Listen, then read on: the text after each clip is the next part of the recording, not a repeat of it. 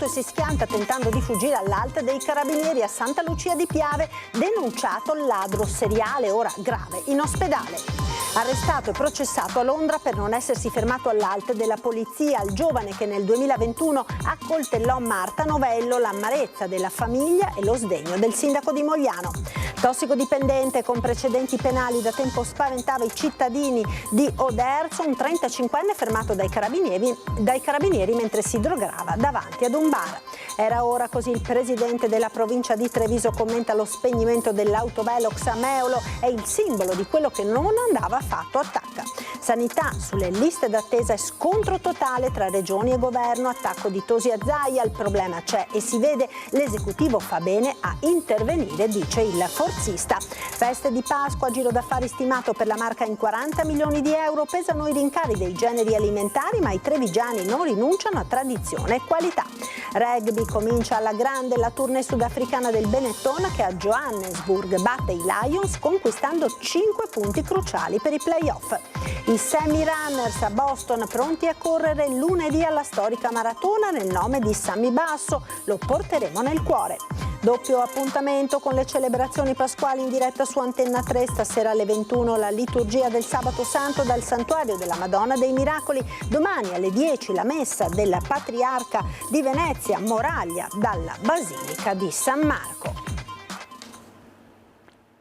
Buonasera e ben ritrovati con l'edizione di Treviso dei nostri telegiornali. La cronaca in primo piano, arrestato pochi giorni fa e già libero, ruba un'auto di notte e si schianta tentando di fuggire all'ALT dei carabinieri. Ora è grave, in ospedale, è accaduto a Santa Lucia di Piave.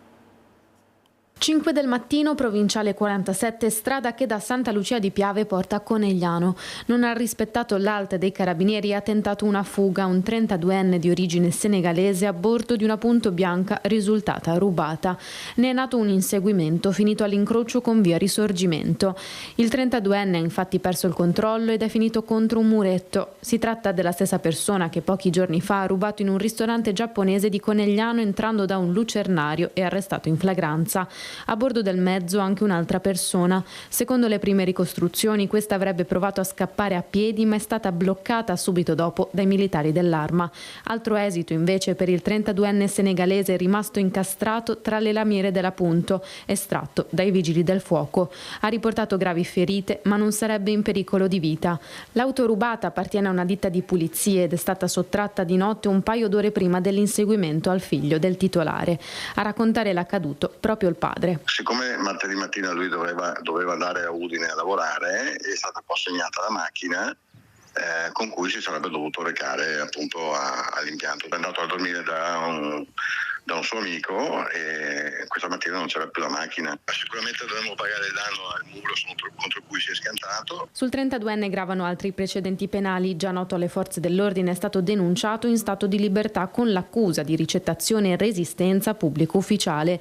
Conosciuto in zona proprio per essere autore di altri furti ai danni di tanti esercizi commerciali e fonte di insicurezza per le persone che frequentano la zona di sera, come la cameriera del ristorante giapponese in cui si era introdotto. Quando lavoravo io alla Omai, diciamo che c'è stato già un furto e io e i miei colleghi l'abbiamo già buttato a terra. Anche là è stato rilasciato dopo 2 giorni ed era subito di nuovo a rubare. E per strada ci troviamo molte persone problematiche. Sono sempre di quel gruppo, si fanno di cose, di droghe evidentemente, e che creano molti problemi. Recidivo e senza timore in città, ci si augura che il 32enne, benché grave in ospedale, si riprenda ma sconti la giusta pena. Almeno rimandarlo da dove proviene o qualcosa del genere, o tenerlo lontano almeno da qua.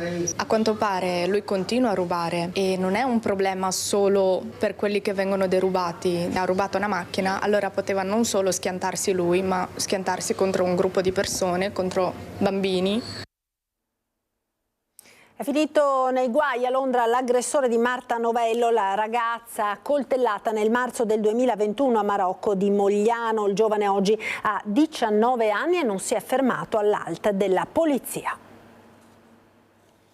Si trova a Londra dal 2022 e di lui si erano perse un po' le tracce, ma l'aggressore di Marta Novello è ritornato a far parlare di sé. Oggi 19enne, il ragazzo stava guidando su una strada della capitale britannica su una Honda College Street quando non si è fermato all'alta della polizia. Braccato, non aveva la patente né il mezzo era assicurato.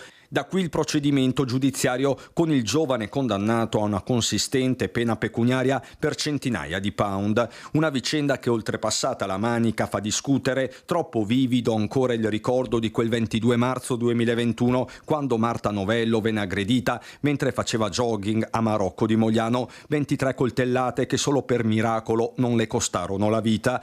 All'epoca Marta aveva 26 anni, il suo assalitore che viveva sempre a Marocco, appena 15, un'aggressione brutale che interrogò l'Italia intera. Per la famiglia Novello nessuna sorpresa, solo una constatazione amara. Non dico che fosse una questione di tempo, ma insomma da quello che emergeva dalle due perizie, da un lato la pericolosità sociale, dall'altra la mancata elaborazione del fatto da parte del minore, lasciavano in qualche modo presagire situazioni del tipo di quelle che si sono verificate. Insomma, un soggetto pericoloso condannato a 5 anni dopo una sofferta parabola giudiziaria con il giovane trasferitosi a Londra approfittando di fatto di un errore procedurale. Nelle more della notifica la madre ha preferito portarlo con sé a Londra.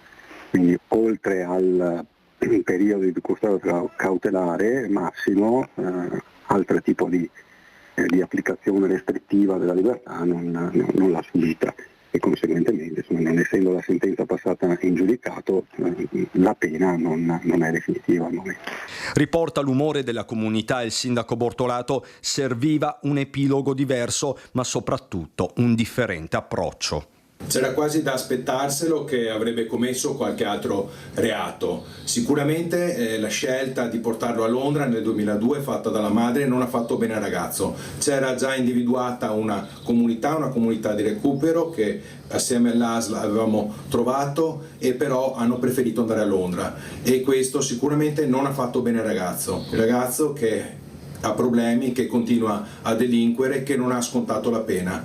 Quello che ci rincuora è che è distante dalla nostra comunità, soprattutto distante da Marta, alla quale va un pensiero perché queste cose riaprono una ferita che fa fatica a ricucirsi. Molesto e recidivo è stato portato in una casa di lavoro a Modena il 35enne che da tempo ormai preoccupava e spaventava i cittadini di Oderzo. L'uomo tossicodipendente con precedenti penali era solito girare per la città e i locali drogandosi alla luce del sole. Nonostante si trovasse in libertà vigilata in seguito a condanne per resistenza pubblico ufficiale e rapina aggravata, si aggirava tranquillamente per le vie cittadine. Originario di Napoli, era stato affidato alle cure di una comunità di Feltre da cui si era più volte allontanato facendo ritorno ad Oderzo. I militari dell'Arma sono intervenuti nel fermarlo davanti al bar Zelig mentre si iniettava della droga davanti ai clienti. Sporcizia, degrado e furti. A Quinto di Treviso per l'estate arriverà un nuovo vigile urbano e sarà presente una pattuglia che vigilerà su tutto il territorio. Sentiamo. Si raccogliono quotidianamente rifiuti, vetri rotti, sia dati da chi ci bivacca sotto, perché sono delle pensiline, vanno a bivaccare anche di notte, sia dal fatto che vicino sono dei locali pubblici e quindi a tarda serata escono persone magari anche ubriache che fanno le loro cose lì. Vetri rotti, pensiline sfondate, bottiglie e rifiuti gettati a terra. È lo scenario che ogni mattina al comune di Quinto di Treviso si ritrova davanti. Gli addetti passano a pulire, ma l'indomani è sempre tutto tale quale al giorno precedente. Sbandati per lo più, ma sicuramente a lasciare in quello stato spazi pubblici ci sono anche i ragazzi. Si tratta sia di magari qualche sbandato, ma anche di tanti minorenni che magari non hanno null'altro da fare. E quindi lasciano per terra di tutto? Lasciano portare di tutto, noi non dico quotidianamente passiamo, ripuliamo, ma serve a ben poco, quindi oltre ai danni che fanno, cartelli stradali abbattuti e tante altre cose che vi immagino che comunque è un danno per la collettività. Il territorio comunale ormai da tempo è bersagliato dai ladri e solo di pochi giorni fa la rapina al supermercato Ins. le rapine di notte, che anche lì con la gente in casa, anche lì è un bel salto di qualità, ma in pieno giorno rapinare anche con armate di coltello, portare via 500 euro, cioè veramente siamo in preda a gente che ha pochi scrupoli. Un clima poco rassicurante a cui si sta cercando di rimediare con la presenza fissa in paese di una pattuglia della polizia locale. Dovremmo sicuramente prendere dei contatti con le forze dell'ordine, capire un attimo come organizzarci. Da parte nostra adesso stiamo arrivando ad avere il quarto vigile, quindi riusciamo ad avere dei turni anche di sorveglianza maggiori del territorio dalle 7 mattina alle 7 di sera. Penso che fra un mese o due saranno attivi. Sarà ricordata come la Via Crucis dei Giovani, la processione che ieri sera ha percorso le vie del centro storico di Treviso. Tanti gli spunti di riflessione.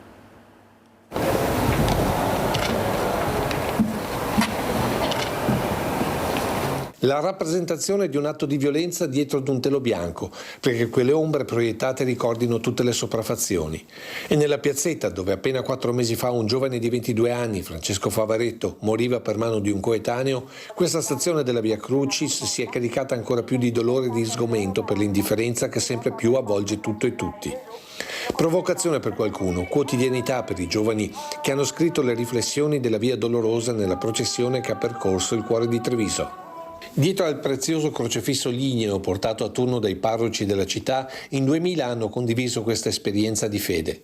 A partire dal cartello dove appuntare il nome di una persona con cui riconciliarsi, nel ricordo dell'ultima cena e della lavanda dei piedi. Poi la solitudine del Cristo dopo l'arresto nel Giardino degli Ulivi, oggi nella solitudine delle relazioni.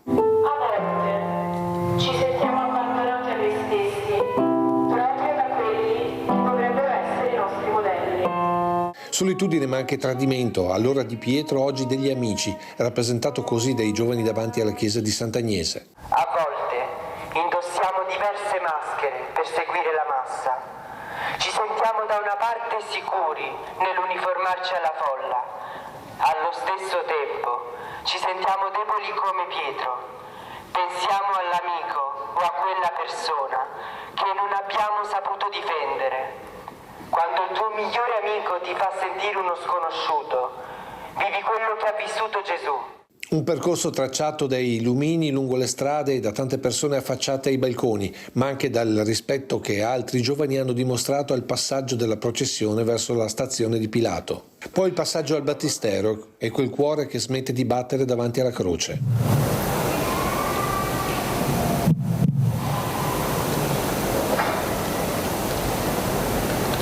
In cattedrale la riflessione finale del vescovo. Un modo diverso di abitare Treviso da pellegrini, e i nostri giovani ci hanno fatto pensare, ci hanno fatto riflettere, e questo ci fa essere davvero tutti insieme pellegrini di speranza.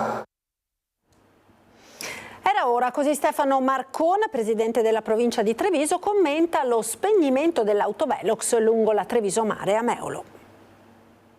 Era ora, cioè quello di Meolo è l'esempio che vanifica le operazioni legittime degli autovelox. A suo modo un simbolo di ciò che non andava fatto, Stefano Marcon, presidente della provincia di Treviso, non si nasconde dietro frasi di circostanza dopo che il sindaco di Meolo ha spento l'autovelox in Treviso Mare al confine con Roncade. Decisione presa a malincuore, quella del primo cittadino, troppi ricorsi e tanta ancora l'incertezza della normativa con relative circolari, così la strada è meno sicura, aveva detto il sindaco meolese Daniele Pavan, ma per Stefano Marcon quell'autovelox non ha nessun alibi né giustificazione, anzi il presidente entra pure nel merito. In quel prezzo di strada, se non ricordo male e se non sto sbagliando, hanno abbassato il limite a 70 all'ora per consentire di installare l'autovelox e un paio di centinaio di metri dopo hanno riportato il limite a 90.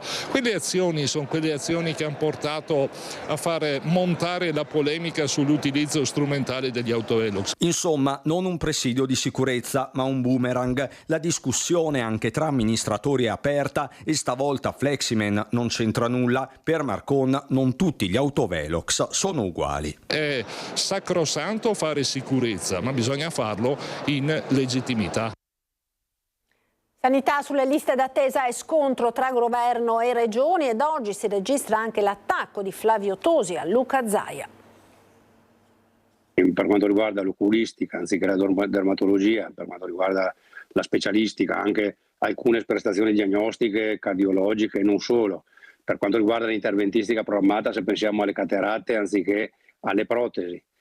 Oggi in alcune specialità ci sono liste d'attesa lunghe, mesi e talvolta anche qualche anno. Il problema c'è e si vede, dice Flavio Tosi, nei giorni in cui lo scontro tra governo e regioni proprio sulle liste d'attesa è totale, con il primo che minaccia l'invio di commissari straordinari e le seconde pronte alle vie legali. Lo stesso Zaia ha invocato la via della Corte Costituzionale. Il coordinatore forzista non ha dubbi da che parte stare. Il problema è che però se c'è un problema di liste d'attesa è anche normale che il Ministero, che è organo sovraordinato, intervenga sulle regioni per fare in modo che le liste d'attesa vengano smaltite o ridotte. Un campanello d'allarme lo studio del Ministero che certifica come il 7,4% dei veneti rinunci a curarsi, dato simile per siciliani, lombardi e campani. La media italiana è 7,6. Questo è un allineamento verso il basso, non è buona cosa. Ripeto che non riguarda questo l'eccellenza della grande interventistica o le grandi emergenze.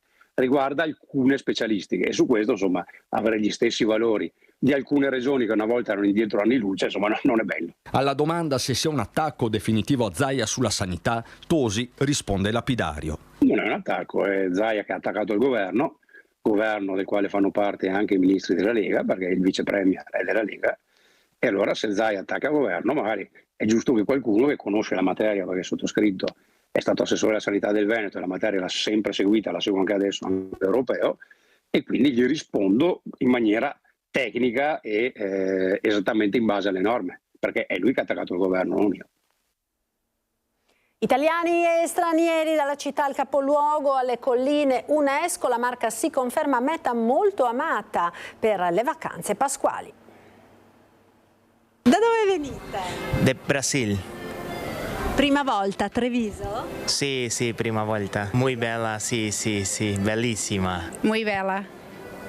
Muy bella, hablé español, bellissima. Treviso si conferma meta molto amata dai turisti sia italiani che stranieri per le vacanze di Pasqua, nonostante le previsioni del tempo non proprio buone. Gite organizzate per le comitive o viaggio fai da te per le famiglie, in molti in queste ore stanno visitando la Marca, attirati da un turismo ancora a misura d'uomo, lontano dalle resse delle più note città d'arte del Veneto, affascinati dalla bellezza di un territorio che a borghi e cittadine affianca le colline del Prosecco, patrimonio UNESCO. Buone le presenze in alberghi e bed and breakfast. E veniamo da Torino.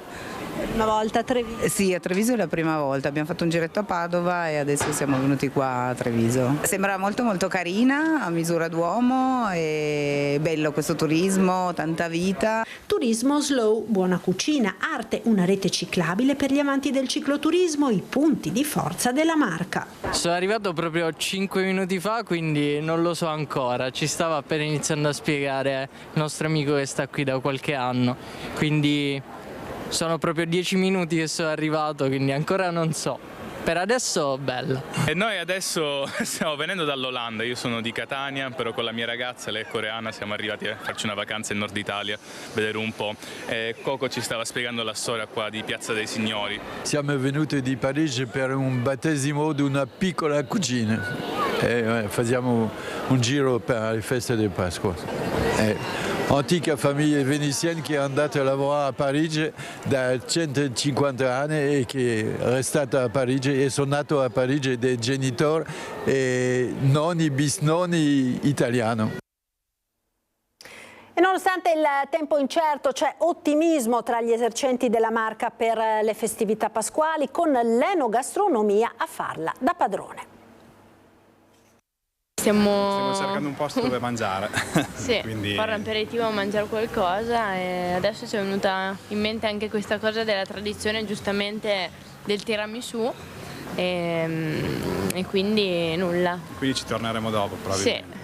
Sì. per un dolcetto. E soprattutto l'enogastronomia, uno dei motori trainanti del turismo pasquale, con le delizie della tavola grandi protagoniste del lungo ponte, pienone in ristoranti, trattorie e bar e ottimismo tra gli operatori nonostante il tempo incerto non favorisca chi contava su platee attici o giardini all'aperto. Molto buone le previsioni sul giro d'affari legato alle festività pasquali. In Italia si muoveranno 6 milioni e mezzo di persone e anche nella nostra provincia spenderanno decine di milioni di euro, questo nelle previsioni FIPE e Confcommercio. Circa 40 milioni di euro, quelli che si presume arrivino nella Marca. I ristoranti rimarranno aperti per il 90% del totale, in leggero aumento rispetto allo scorso anno. I clienti si divideranno equamente fra residenti e turisti, sia italiani che stranieri.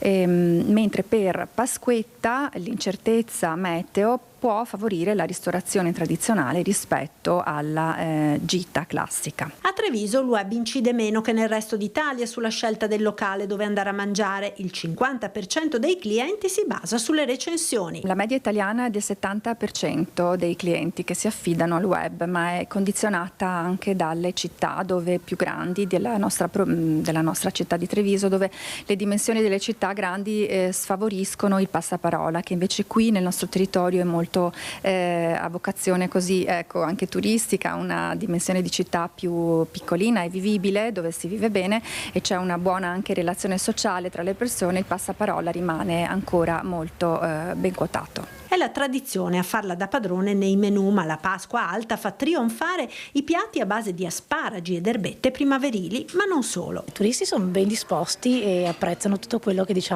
più o meno si va ad offrire a livello sia locale che non, e si punta sull'asparago perché adesso stiamo entrando nella stagione. Non mancano comunque i piatti della tradizione, per cui si mantiene ancora la pasta e fagioli, proprio perché le temperature ancora ci permettono di lavorare con alcuni piatti ancora un po' invernali. E i rincari pesano comunque sulle tavole dei trevigiani, anche se alla qualità non si rinuncia. Spesa per Pasqua? Spesa per Pasqua, a casa con la famiglia, come si deve. Prezzi rincarati? Tutto rincarato, tutto. E se lo dice uno che ha fatto l'amministratore locale come l'ex sindaco Marco Serena, sarebbe già da credergli. Ma è dall'umore di chi oggi girava per il mercato di Treviso che si comprende come Pasqua nell'uovo porti qualche euro in più su tutti i fronti, ma in particolare in cucina. I prezzi sono aumentati per Pasqua? Già aumentati, sì. Tanto? Abbastanza, abbastanza. Soprattutto il mangiare? Madonna, guarda, là è esagerato. Se vuol mangiare deve pagare, se ha i soldi può mangiare bene, se non ha soldi è tutta là la storia.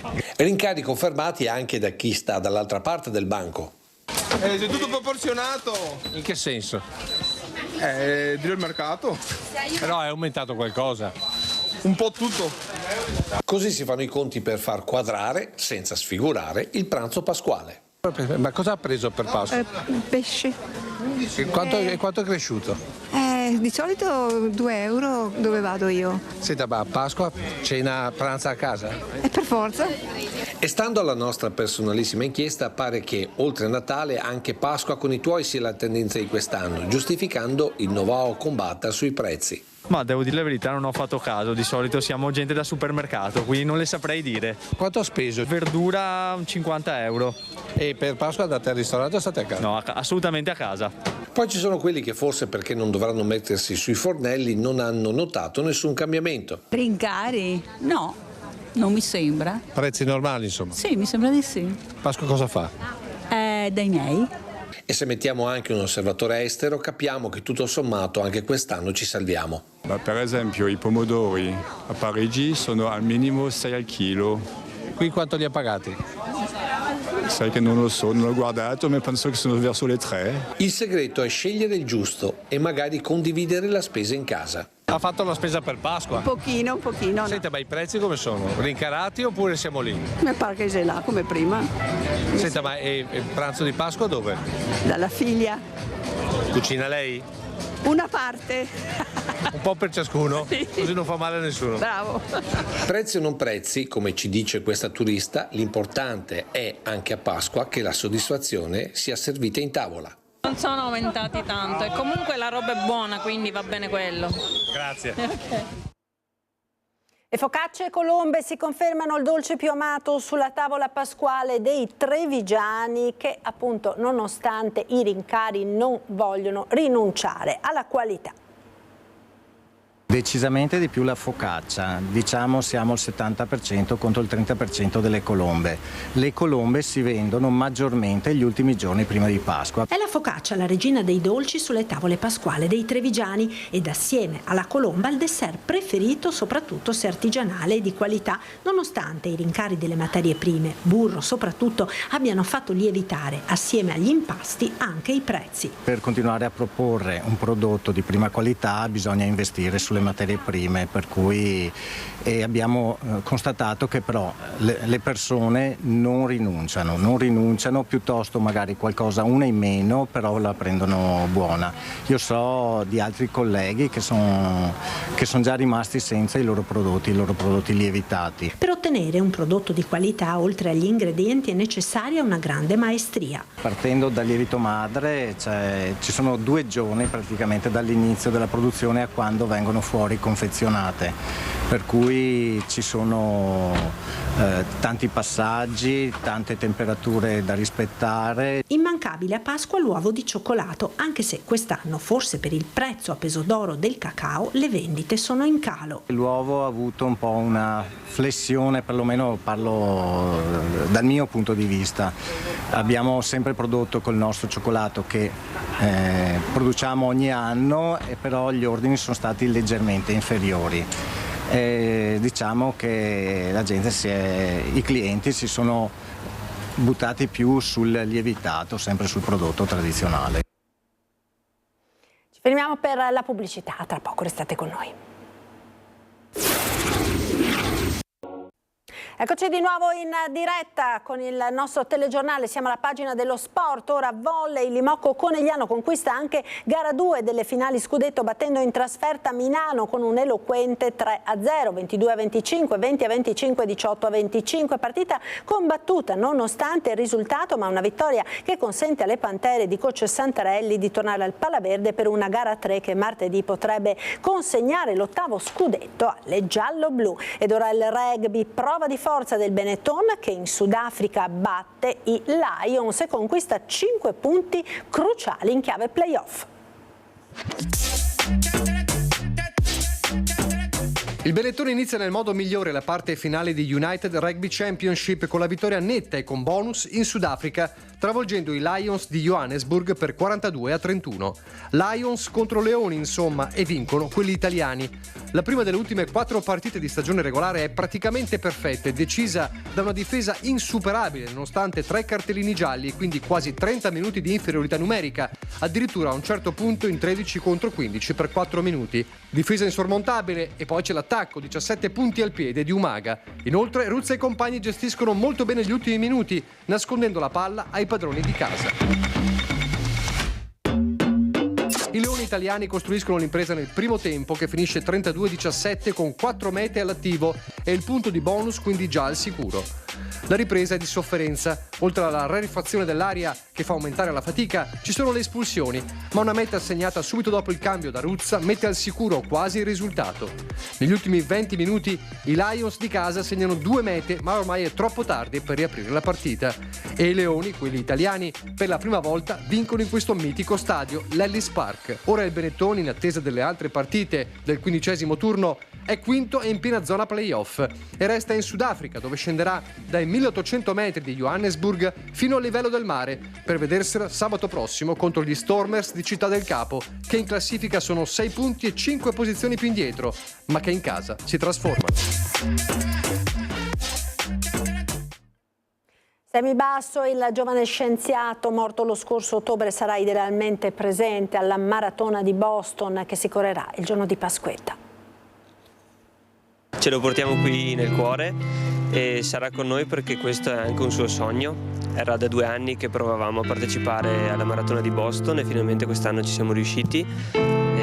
faremo un bellissimo viaggio, mi auguro, siamo in 8, sono tutti amici di Sammy, membri dell'associazione, e portiamo avanti anche un progetto di beneficenza, una raccolta fondi più importante di quelli che abbiamo fatto finora. Non saranno il fuso orario di 6 ore e il freddo previsto negli Stati Uniti a fermare i Sammy Runners, Andrea Tonieto e Andrea Tapparello con i loro amici. Il lunedì di Pasquetta alle 11 ora locale, alle 5 del pomeriggio in Italia, saranno in gara con altre migliaia di persone. Non abbiamo scelto la maratona di Boston perché è la più antica al mondo, ma perché Boston è sede della Progeria Research Foundation, è sede dell'ospedale dove Sammy ha iniziato i suoi clinical trial ed è dove Sammy lavorava. Nel cuore ci portiamo Sammy e anche il suo sogno, quindi sarà quello che ci darà la carica e l'energia per arrivare fino in fondo, oltre a tutti quelli che ci hanno supportato in questo percorso per arrivare dove siamo adesso. Il tracciato della maratona di Boston è in discesa e questa è una difficoltà ulteriore per i corridori. Da 3-4 mesi che ci alleniamo in modo intenso per preparare questa maratona e siamo pronti per tagliare il traguardo, un traguardo fisico ma anche simbolico appunto per il valore che ha per Sammy, per la nostra associazione e per il nostro gruppo. Ed ora la pagina delle notizie da Belluno e provincia.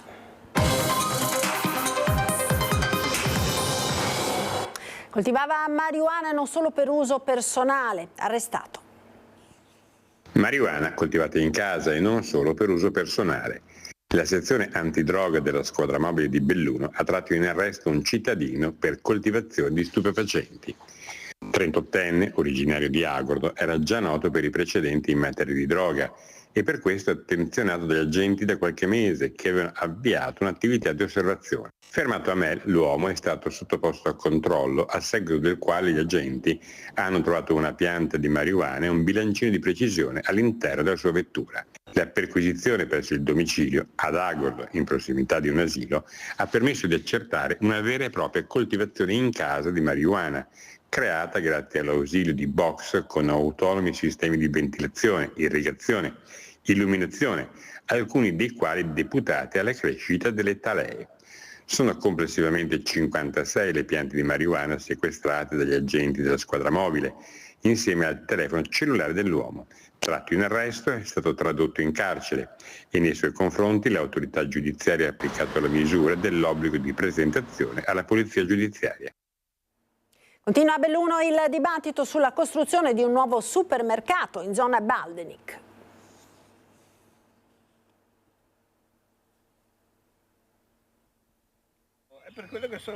Quartiere Baldenic, la proprietà dell'area ex Agip ne è certa, carte alla mano, che già oggi può costruirci un nuovo supermercato. Il comitato quartiere di Baldenic 2024 è altrettanto certo, carte alla mano, raccolte in un mini volumetto, che non si possa fare e volantina per informare e mantenere alta l'attenzione. Secondo voi quel condominio deve rimanere condominio? Secondo noi quell'area dovrebbe essere innanzitutto riqualificata e rimessa a posto, però sì, dovrebbe rimanere quello un condominio, ma quello che ci interessa soprattutto è che l'area Agip rimanga disponibile al pubblico e non venga commercializzata e resa un supermercato.